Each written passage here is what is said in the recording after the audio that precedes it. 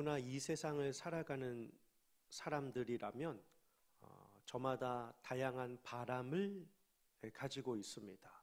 이렇게 되면 좋겠다. 내가 요즘에 이것을 생각하는데 이대로 되면 좋겠다라고 하는 소원이나 바람을 가지고 있습니다. 오늘 이 시대를 살아가는 여러분들께서는 요즘에 어떠한 바람을 가지고 계십니까? 다양하겠죠. 삶의 자리에서 자녀를 향한, 혹은 직장 안에서, 또 그 모습 속에서, 또 주어진 건강 속에서, 혹은 인생의 시간 속에서, 혹은 누군가의 관계의 어려움 속에서, 물론 긍정적인 측면도 있지만 또 이 어려움, 부정적인 측면들도 생각을 하면서 이게 더 잘 되거나 이게 잘 해결되기를 바라는 마음을 우리는 매 한 가지 공통적으로 다 가지고 있습니다. 그러면 조금 더 좁은 측면으로요, 믿음을 하나님으로부터 선물을 받고 이 시대를 살아가고 있는 신자들에게 있어서 공통적인 바람은 무엇일까요? 신자의 소망. 물론 표현하기에 따라 다를 수 있겠지만 모든 신자는 저마다 그 마음속에 하나님을 온전히 사랑하며 그분의 뜻을 알고 그 뜻대로 사는 것을 저마다 소망하면서 살고 있습니다. 하나님의 뜻을 온전히 알고 하나님이 원하시는 것들을 아름답게 실천하며 사는 것을 우리는 기억하며 살고 있습니다. 하지만 인간이란 존재는 어떻습니까? 참 연약합니다. 제가 이 이사야 40장 한 장만 보더라도요, 문득 이러한 생각이 듭니다. 그냥 하나님은 창세기 1장 1절처럼 천지를 창조하시고 구원을 베푸시고 우리에게 사랑을 주시고 우리의 삶을 끝까지 인도하시는 분이시다라고 간략하게 설명하면 좋겠건만, 성경 모든 곳곳마다 어떻습니까? 하나님이 어떠한 분이신지를 계속해서 말씀해 주고 계십니다. 오늘 본문에도 마찬가지예요. 오늘 본문 윗구절도 마찬가지입니다. 윗구절 한번 보실까요? 하나도 빠짐이 없다라고 하시며 완벽하신 하나님을 뜻하고 있습니다. 만상대로 이끌어 가신다라고 하면서 완전하신 하나님을 뜻하고 있습니다. 수요대로 이 모든 것들을 이끄신다라고 하면서 완성하시는 하나님을 뜻하고 있습니다. 완벽하시고 완전하시고 완성하시는 하나님을 설명하고 있습니다. 오늘 우리가 읽으신 그 본문에서도 하나님이 어떠한 분이신지를 또 열거해 주고 있습니다. 그러면 우리가 내릴 수 있는 결론은 이것입니다. 인간은 참 연약한지라 하나님을 매일 알아가는 것이 필요하다라고 말이죠. 하나님을 매일 알아가는 것.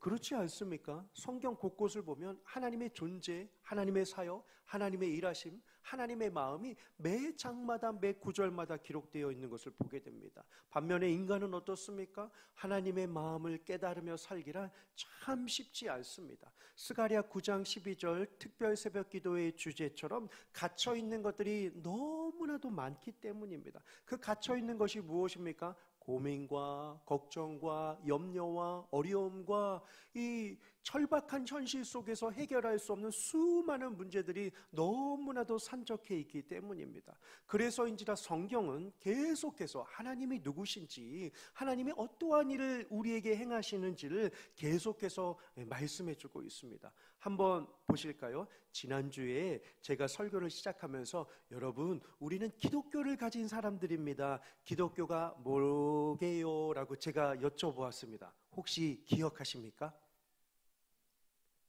마찬가지입니다. 지난주에 듣긴 들었지만 잘 머릿속에 생각이 나지 않는, 우리 지식이 부족함이 아니라 우리의 어떠한 이 영적인 상태라고 해야 할까요? 이러한 것들이 계속해서 사탄의 교묘하게 틈을 비집고 우리의 연약함 속에 찾아와서 하나님을 경험하지 못하도록 방해하고 하나님을 찾지 못하도록 차단하는 다양한 시스템 속에 우리가 살고 있다 보니 우리의 마음이 참 부족함을 우리는 늘 느끼곤 합니다. 제가 지난주에 이런 말씀을 드렸습니다. 기독교란 하나님께서 보내신 예수 그리스도를 구주로 고백하는 것, 유일한 구주로 고백하는 것이 기독교입니다 라고 제가 여러분들에게 설명을 드렸습니다. 물론 여러분들께서는 다 그것을 알고 계시기 때문에 말로는 하지 않으시고 속으로 머릿속으로 이렇게 하시리라 저는 다 생각을 합니다. 그래서 제가 강사 목사님, 오실 강사 목사님께도 그랬거든요. 목사님, 우리 영학교의 모든 성도님들은 아멘을 영으로 하오니 놀라지 마시라고. 아멘 하면 옆에 성도님들이 방해를 받을 것 같아서 영으로 이렇게 하시니까 혹시 말씀을 전하셔도 오해하지 않으셨으면 좋겠습니다 라고 제가 이렇게 말씀을 드렸습니다. 그냥 여러분들을 마음을 좀 이렇게 풀어드리려고 하는 마음이오니 상처는 받지 마시고요. 그렇죠? 제가 지금 약간 알딸딸하긴 합니다만 제가 오전에 그래서 조금 컨디션이 안 좋았을 때 어떠한 분이 그러시더라고요. 감기 걸려서 설교가 좀 일찍 끝날 줄 알았는데 여전히 설교 시간은 똑같다라고 하오니 여러분들도 걱정하지 마시고 12시까지 그냥 편안하게 이렇게 계시면 좋을 것 같습니다. 사실 우리가 그렇지 않습니까? 이 아멘이라고 고백하는 거, 또 영으로 우리가 아까 이 엘리야 찬양대의 그 고백도 혹은 대표 기도자가 기도할 때도요 마찬가지입니다. 이 아멘이라고 하는 것은 저가 듣기 좋은 것도 아니고 뭐 엘리야 공동체가 듣기 위하여 아멘하는 것도 아니라 아멘은 뭘까요? 나의 온전한 고백이 아멘입니다. 나의 온전한 고백. 하나님, 나는 부족합니다. 그렇죠? 부족해요. 믿음도 부족하고 신앙의 열정도 부족하고 이 말씀에 대한 지식도 부족하지만 내게 그러한 은혜가 임하기를 바라는 마음으로 고백하는 것이 아멘입니다. 아멘의 뜻이 뭐죠? 믿습니다. 그죠? 믿습니다라고 하는 이 고백입니다. 믿습니다. 하나님 내게 역사하소서. 하나님 내게 은혜를 도와해 주시옵소서. 하지만 우리는 이렇게 은혜를 갈망하면서 살지만 누구는 자녀, 누구는 물질, 누구는 환경, 누구는 직장, 누구는 건강, 누구는 생활, 누구는 관계, 누구는 그 외에 다양한 요소들로 인하여서 갇혀있기 때문에 누군가 그러한 말을 하더라고요. 고민이 없고 궁핍이 없고 고난이 없고 염려가 없는 인생은 딱 두 부류래요. 태어나지 않았거나 이미 그렇죠. 죽었거나 너무 단어가 좀 무섭잖아요. 그렇죠? 조금 이렇게 바꿔서 사용해 주셔요. 그렇죠? 이미 세상의 삶을 다 살고 이 세상에 존재하지 않는 그러한 존재라고 합니다. 그러니까 우리는 지금 육신을 가지고 있고 이 호흡을 하고 있는 존재이기 때문에 어때요? 염려도 있고 걱정도 있고 아픔도 있고 두려움도 있고 절망으로 인한 실패도 있고 낙심으로 인한 좌절도 있습니다. 오늘 본문에요, 성경을 보시면 오늘 본문 짧은 대목 안에서도 반복되고 있는 단어가 우리의 현실을 잘 대변해주고 있습니다. 보니까 무슨 단어일까요? 피곤과 곰핍이에요. 피곤과 곰핍이 있다라고 합니다. 여기 앉아있는 우리 모두는요, 하나님으로부터 많은 은혜를 받고자 합니다. 하나님이 주시는 기적을 맛보고자 합니다. 하나님이 주시는 능력을 체험하고자 합니다. 남이 누려보지는 못했지만 내게 주어지는 특별한 은혜를 누리고자 합니다. 때로는 절실한 기도가 응답받기를 원하고 때로는 힘겨운 상황이 빨리 해결되기를 원하는 그러한 간절한 마음들이 누구에게나 다 있습니다. 그런데 어떻습니까? 오늘 성경을 보니까 자신의 이 연약함을 솔직하게 고백하고 있는 모습을 보면서 하나님께서 오늘 첫 구절에 이러한 고백을 해주십니다. 첫 구절을 보시면 여러분 이렇게 읽어보셔요. 꾸지람이 아니라 우리의 마음에 위로가 되는 거 있죠. 오늘 첫 구절에 하나님께서 뭐라고 합니까? 야곱아, 이스라엘아, 왜 그렇게 슬퍼하느냐? 오늘 야곱과 이스라엘이 고백하고 있는 모습이 무슨 모습입니까? 하나님, 내가 기도하는데 왜 안 들어주십니까? 하나님, 내가 하나님을 찾는데 하나님 어디 계십니까? 라고 고백하는 장면이 담겨져 있습니다. 사실 이스라엘에게만 해당되는 모습은 아닙니다, 여러분. 누구에게요? 오늘 이 시대를 살아가고 있는 우리 모두에게요. 참 솔직한 고백이 위로가 되지 않습니까, 여러분? 하나님, 내가 기도하는데 내 송사는 왜 안 들어주십니까? 내 상황은 왜 이해해 주지 않으십니까? 나 이렇게 힘들고 나 이렇게 어려운데요, 해결되지 않는 이러한 오랜 시간 가운데 풀리지 않는 이러한 삶의 고민과 실타래처럼 얽혀져 있는 이러한 삶의 스트레스가 너무나도 힘들다라고 말이죠. 여러분, 우리가 좀 하나님 앞에 솔직해졌으면 좋겠습니다. 하나님 앞에 좀 고백했으면 좋겠습니다. 왜요? 우리의 문제요, 우리 스스로 되지 않습니다. 해결되지 않는다고요. 그러기 위해서 우리가 비록 갇혀있다라고 할지라도 우리가 이 정체성만은 잊지 않았으면 합니다. 소망을 가진 자라고 하는 사실입니다. 하나님이 우리 편이 되시는데요. 하나님이 우리의 기도를 들어주시는데요. 살아계신 그 하나님께서 누구보다 우리를 더 잘 아시고 우리를 사랑하시고 우리를 인도하시고 우리를 끝까지 책임져 주심을 믿으며 살아가시는 저와 여러분들이 되시기를 주님의 이름으로 축원합니다. 그러니까 이 삶이요, 예수 그리스도를 따라간다 할지라도, 예수 그리스도를 모른다라고 할지라도 인간에게 찾아오니 연약함은요 피곤과 곰핍이라고 오늘 성경은 말씀하고 있습니다. 그러니 육신이 지쳐가니 영적인 상태도 어떻습니까? 메말라 가는 이 모습을 볼 수 있습니다. 영적으로 메말라 가니 어때요? 말씀도 손에서 멀어져 가고 기도하는 열정도 식어져 가고 하나님의 능력을 신뢰하지 못하는 이 연약하게 하는 요소들이 이 시대 가운데 우리의 삶을 참으로 피곤하게 만든다라고 하는 것입니다. 그럴 때마다 우리에게 필요한 것은 무엇일까요? 진정으로 참된 행복이 어디에 있는지를 우리는 찾아야 합니다. 여러분, 이 세상은 어떻습니까? 물질과 명예가 우리의 삶을 행복하게 해준다라고 끊임없이 외치고 있는 시대입니다. 더 가져라, 더 높아져라 라고 말이죠. 그런데 어떻습니까? 더 가진들 행복한가요? 가질 때는 행복한지는 몰라도 더 갖고 싶어서 사람은 욕심을 부리게 됩니다. 올라가면 좋겠지만 그 올라간 자리에서 떨어지면 어떻게 할까라고 하는 불안감에 시달리고 있는 것이 인생입니다. 한간의 소문으로 들어왔었던, 한간의 우리 뉴스 미디어를 장악했던 그러한 모습 속에서 드라마 한 편을 출연할 때 2억을 준다 할지라도 그것이 만족이 되지 않아 다른 터진 것에 마음을 빼앗겨 버린 이 시대를 우리가 적나라하게 보고 있는 것처럼 말입니다. 그러면 우리에게 주어지는 작은 질문은 하나입니다. 과연 우리는 어디에서 행복을 찾을 수 있을까라고 하는 사실입니다. 믿는 나는 과연 행복한가라고 하는 질문을 우리는 해보아야만 합니다.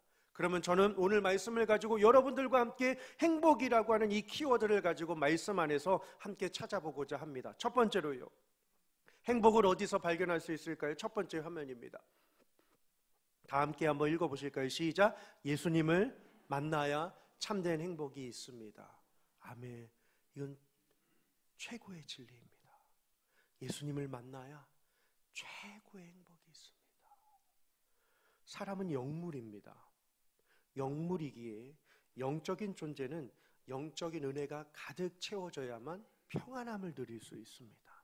아무리 물질적인 것을 손에 넣는다라고 할지라도 사람은 행복을 찾을 수가 없습니다. 오늘 이 시대를 살아가고 있는 우리의 모습은 어떻습니까? 성경에요, 예수님을 만나서 인생이 완전하게 바뀌고 행복해한 사람들이 참 많이 있습니다. 그 많은 사람들 가운데 한 사람을 소개해드리고자 한다면 그는 진짜 부자였습니다. 그리고 그는 최고의 명예를 가진 자였습니다. 더 부자가 되고 싶어서 로마 당국의 세금을 잘 내는 일을 열심히 감당하면서 일반 백성들에게 거두는 세금보다 2배를 거두어서 로마 당국에다 세금을 바쳤습니다. 그것도 모자라 자기의 힘을 더 발휘하기 위하여서 유대인들에게 세금을 더 거두어서 착취하기도 하고 본인의 배를 배불러 갔었던 한 사람이 등장을 합니다. 생각해 보십시오. 누구일까요? 부자였습니다. 그리고 세금을 거두는 자였습니다. 세금을 거두는 일을 너무나도 잘했기 때문에 로마 당국에서 그 한 사람을 세리장으로 세웠습니다. 행복해 보였을지는 모르겠지만 상상해 보실까요? 그 주변에는 사람이 없었습니다. 차 한잔 나누는 사람이 없었습니다. 찾아와 대화하는 사람은 없었습니다. 그가 지나가면 사람들이 수근수근거리면서 비난하고 조롱하고 힐난하고 그와 마주치기를 싫어하는 장본인이었습니다. 그는 이름하여 키가 작은 삭개오였습니다. 얼마나 외로웠을까요? 부자였다고요. 하지만 외로웠습니다. 세리 중에 장이었습니다. 그러나 그는 여전히 외로웠던 인생이었습니다. 그 외로움을 해결하고 싶어서 어떻게 하면 해결할 수 있을까? 다양한 상상을 해봤죠. 긍정적인 생각도 해보았겠죠. 하지만 부정적인 생각, 성경에 기록하고 있지는 않았지만 너무나도 고립된 인생을 살다 보니까 생명까지도 놓을 수 있는 그러한 절대절명의 위기의 순간에 그가 처하게 됩니다. 이 사실을 알고 계셨던 예수님께서 누가복음 19장 1절에 Jesus Christ, 예수님께서 must, 가야만 한다, go, 가야만 한다. 어디로요? to Jericho라고 이야기를 합니다. 예수님께서 여리고에 가야만 하겠다라고 다짐을 하시면서 제자와 무리들을 이끌고 여리고 안으로 들어가시게 됩니다. 누구 한 사람을 만나기 위하여서요? 삭개오 한 사람을 만나기 위하여서요. 삭개오는 그 살아온 인생을 보면 돈으로는 뭐든지 해결할 수 있는, 명예로는 뭐든지 해결할 수 있는 기고만장한 사람이었습니다. 그런데 그가 어느 날 한계에 부닥칩니다. 예수님이 오셨건만 그동안에는, 그 전에는 돈으로 뭐든지 다 해결할 수 있었는데 그 작은 것 하나, 뭘까요? 인파를 헤쳐나가지 못합니다. 가고 싶은데 헤쳐나가지 못하는 거예요. 하지만 예수님이 지나가고 계셨습니다. 여러분 잘 보세요. 상황을 바꿔서요, 삭개오에 집중하지 마시고 예수님의 모습에 한번 집중해 보십시오. 예수님의 시각을 한번 보실까요? 예수님의 시선이 어디에 있었을까요? 두 군데였습니다. 하나는 땅, 하나는 평지였습니다. 잘 보세요. 이 설명을요. 많은 무리가 쌓여져 있었습니다. 그 무리를 헤쳐 들어올 수 없을 만큼 삭개오는 쩔쩔매고 있었습니다. 신학자들과 고고학자들에 따르면 삭개오가 올라간 어느 나무죠? 돌감람나무와 예수님이 서 계셨던 곳은 약 300m가 된다고 합니다. 예수님 시각에서 보일 수 있을까요? 물론 예수님은 다 알고 계시기 때문에 이 상황을 해결하시지만 지금 예수님의 눈은요, 찾아온 어린아이들을 품에 안아주시고 안수하여 주시고 무릎 꿇어서 그들의 눈높이를 마주하시면서 축복 기도를 해주셨던 장면입니다. 또 한 가지는 어린아이들과의 교제가 마치고 나서 성인 남녀들과 함께 안수하고 축복해 주시고 어깨를 복돋아 주시면서 손을 잡고 기도해 주시던 찰나였습니다.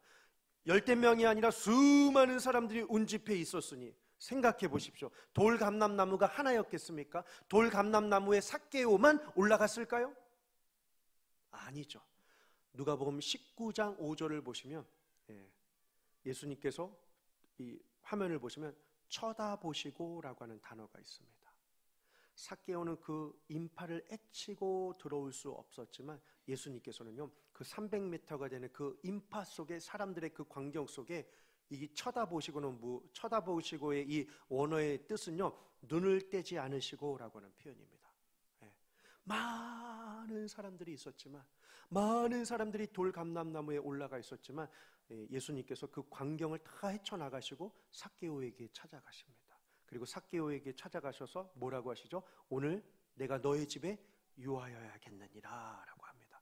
가슴이 뻥 뚫려지게 되죠.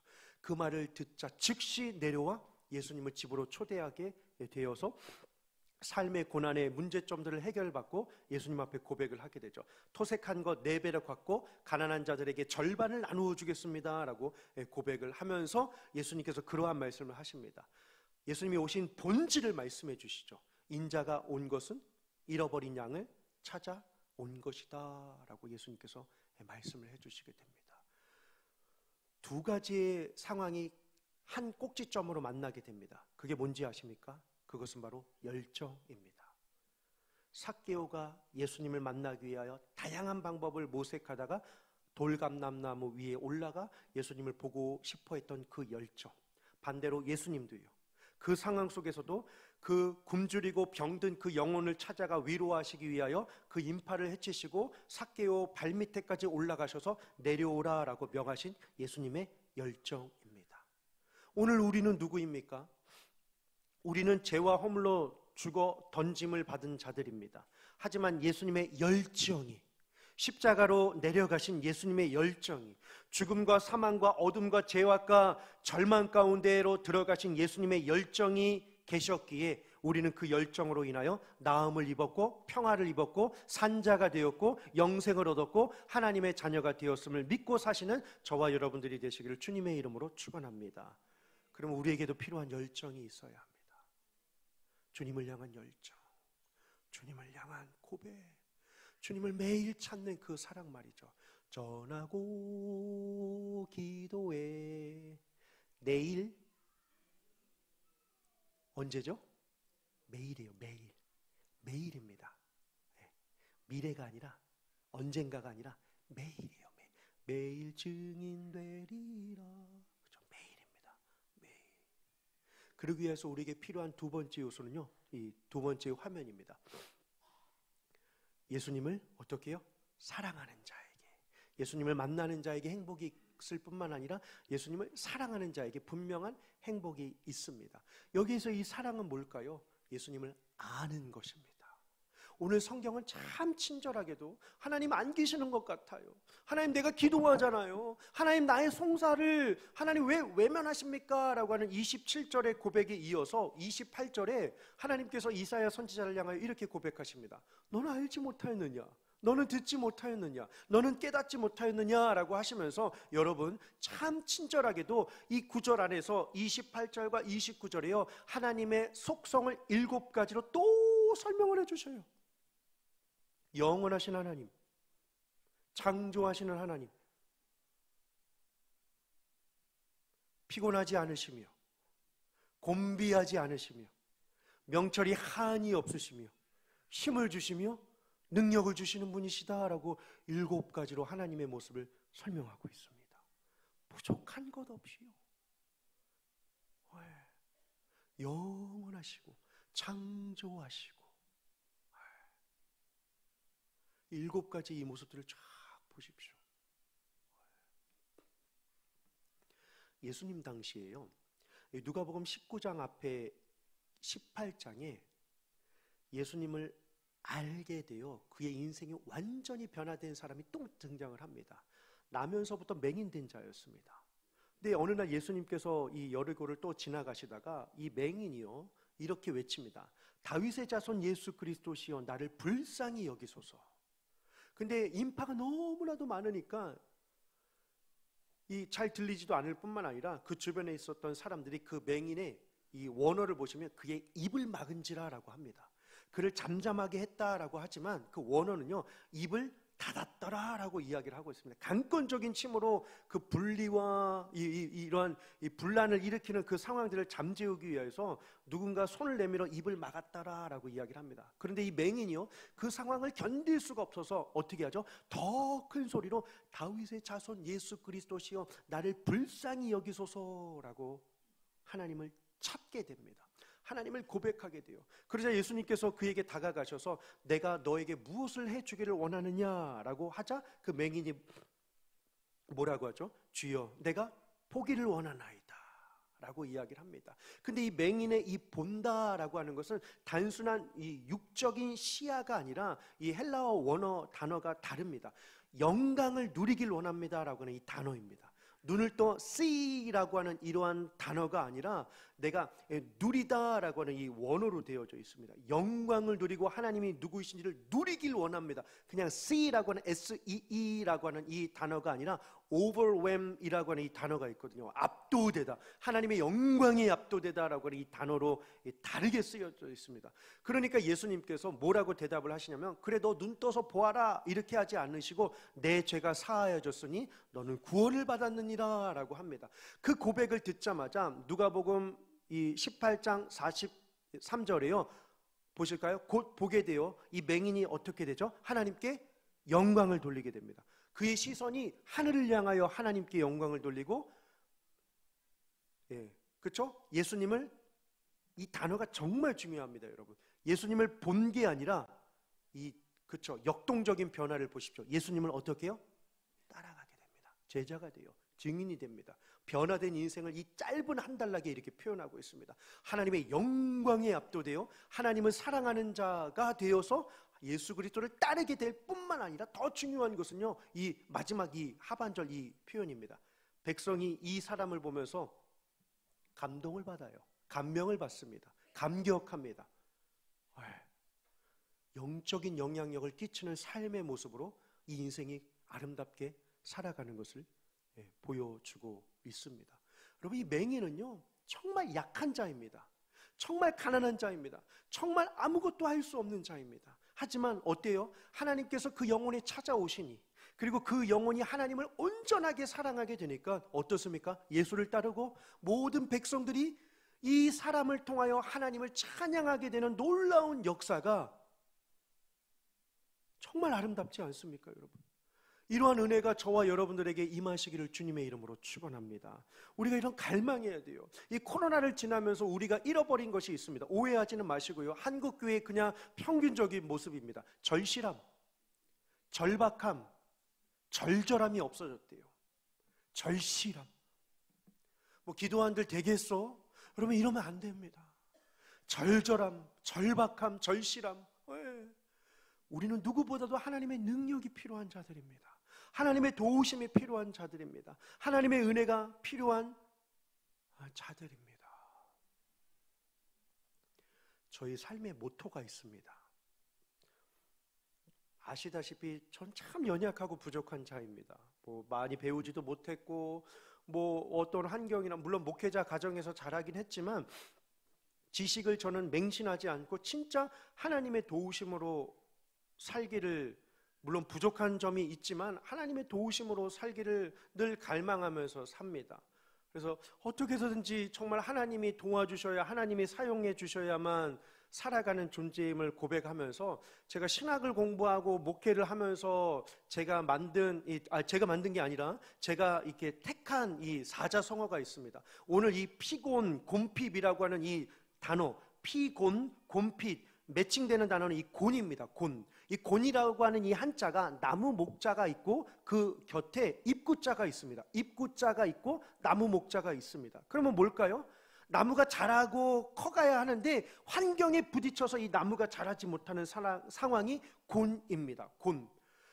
근데 제가 이러한 상황 가운데 정말 환경의 유혹도 많고 상황의 어려움도 많고 이 목회자의 자녀로서 이 애환도 물론 있거나 없거나 물론 다양한 상황 속에서 똑같이 삶의 고난을 겪어가는 이 상황 속에서 내가 정말로 하나님의 은혜로 살지 않으면 무너질 수밖에 없는 연약한 죄인이기에 제가 신앙의 모토로, 삶의 모토로 삼고 있는 것이 있는데요, 제가 처음으로 여러분들에게 한번 공개를 한번 해드리도록 하겠습니다. 한번 띄워주실래요? 금곤복거입니다. 자, 이게 단어가 입에 들지 않는 단어인데요, 이 금은요 짐승금입니다.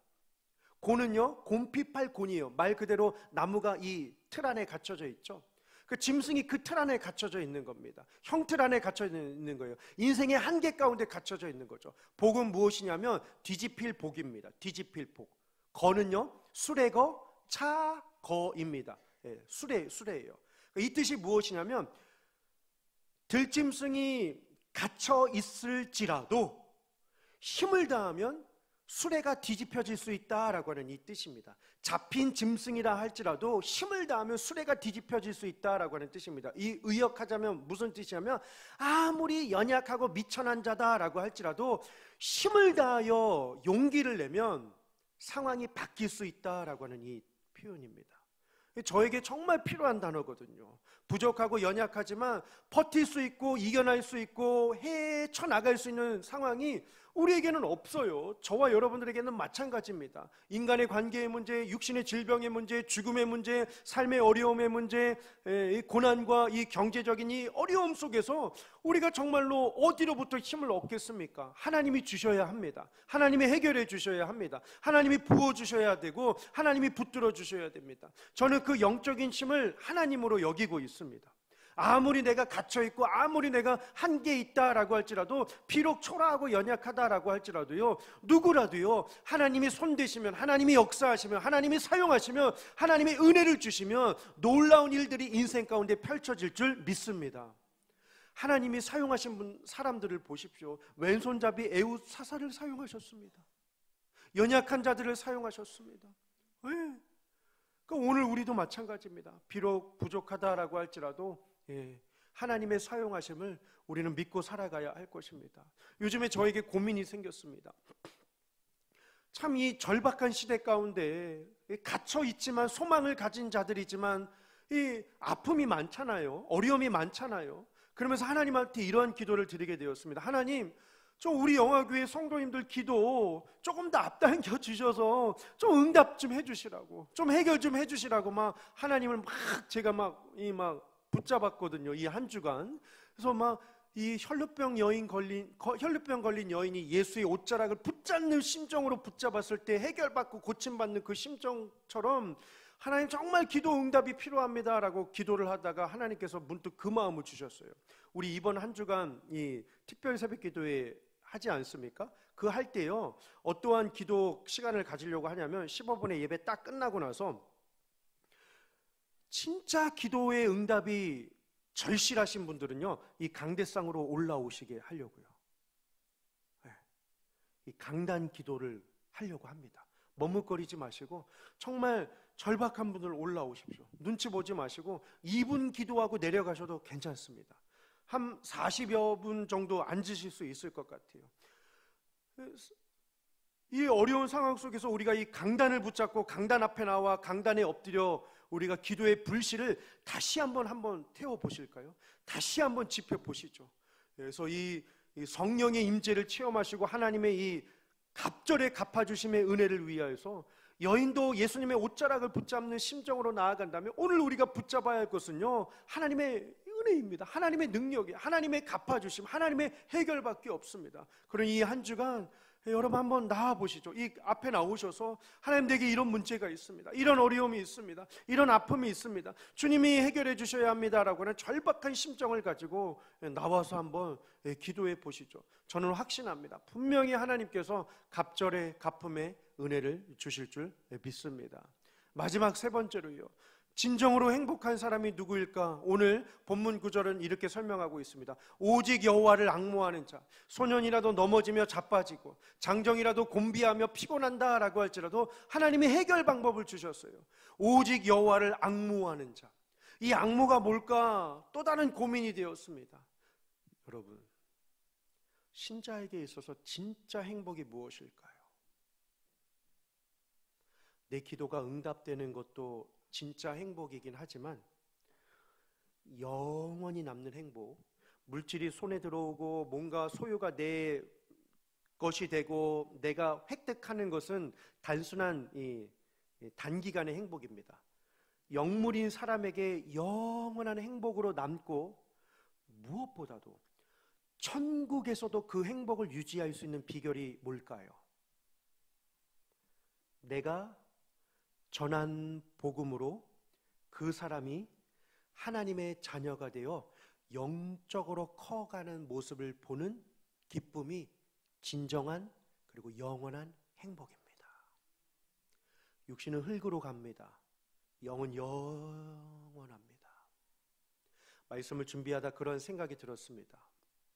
저는 여러분들에게 이 40장 말씀을 전하면서 우리 잃어버린 자, 또 위로가 필요한 자, 예수님의 복음이 필요한 자가 우리 주변에 참 많이 있습니다 라고 하는 그런 전도 메시지로 계속해서 7번의 시간을 갖고 있습니다. 그러면서 저는 앞으로도 여전히 변함없이 잃어버린 한 영혼을 향한 목자의 심정으로 여러분들과 저가 함께 같이 살아가기를 소망하면서 메시지를 전할 것입니다. 그러면서 여러분들에게도 거룩한 부담감이 오시겠죠. 내가 전도해야 할 대상들을 품으면서 말입니다.